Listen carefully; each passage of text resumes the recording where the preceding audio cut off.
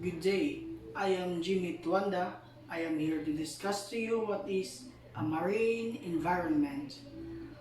Marine environment means the physical, atmospheric, and biological components, conditions, factors that interactively determine the productivity, state, condition, and quality of the marine ecosystem.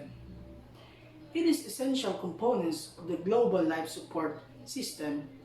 Ocean covers 71% of the Earth's surface and provide us with food, oxygen, and jobs, but they are probably the least understood, most biologically diverse, and most undervalued of all ecosystems. The major source of marine pollution and its impact to hazards to human, animals, and the shipping industry. There are two sources of marine pollution: the land-based sources and the sea-based sources. In the land-based sources, like byproducts of the industry, runoff from agricultural pesticides and herbicides; in the sea-based, like collision, punk washing, ballasting, and balancing. The impact of this pollution danger to both human and animals. Fish became tangled and injured in debris, and some animals mistakes items like plastic bags or food and eat them. Small organic system feed on tiny bits of broken down plastic called microplastic and absorb the chemical from the plastic into their tissues. Microplastics are less than 5 millimeters of 0 or zero point 0.2 inches in diameter and have been detected in the range of marine species, including plankton weights. When smaller organisms that consumes microplastics are eaten by large animals, the toxic chemicals then become part of their tissue. In this way, the microplastic pollution migrates up to the food chain, eventually become part of the food and to the food of the human. The MARPOL Convention and its history.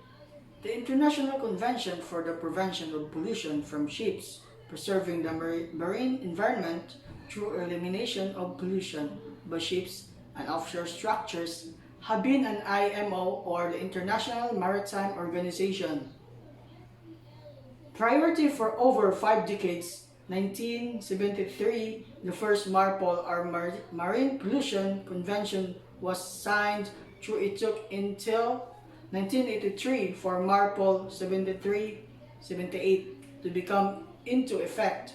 Through a total of 6 annexes, the scope of MARPOL has been dramatically extended. Regulatedly by IMO, MARPOL 73-78 is the most important convention for the Convention of Marine Pollution from Ships. MARPOL 73-78 combines the original 1973 Convention and the 1978 Protocols. As of 31st of December 2005, 136 countries representing 98% of the global shipping tonnage are party to MARPOL. These are the 6 annexes implemented by marine pollution. First, the Annex 1, Prevention of Pollution by Oil. This came into force on 2nd of December 1983 and detailed the requirements to prevent pollution by oil and oil materials.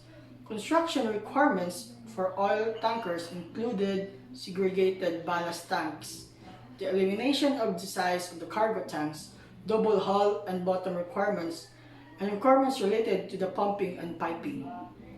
Second annex is prevention of the pollution by noxious liquid substances, or the NLS in bulk.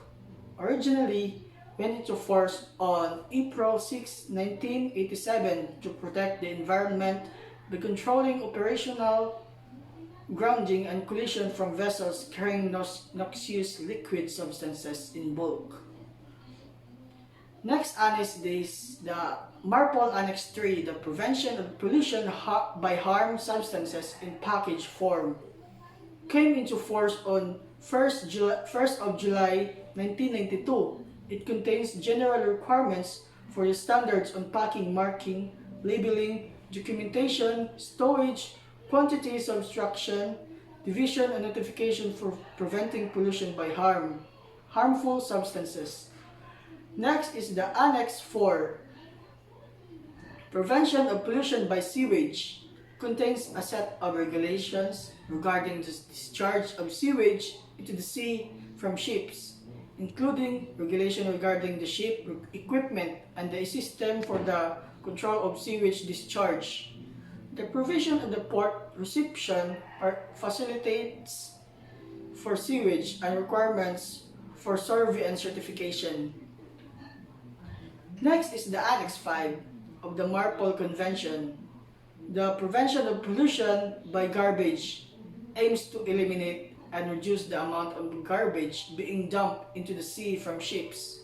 Its terms include all kinds of food, domestic and operational waste that are likely to be disposed of during the normal operation of the ship. Amendments to Annex 5 were adopted by Solution MEPC.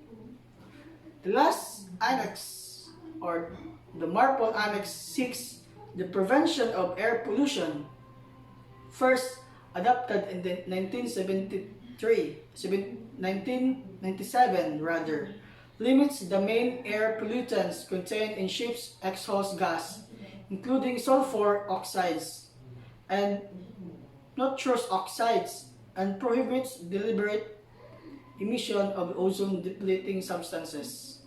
That's all. Thank you.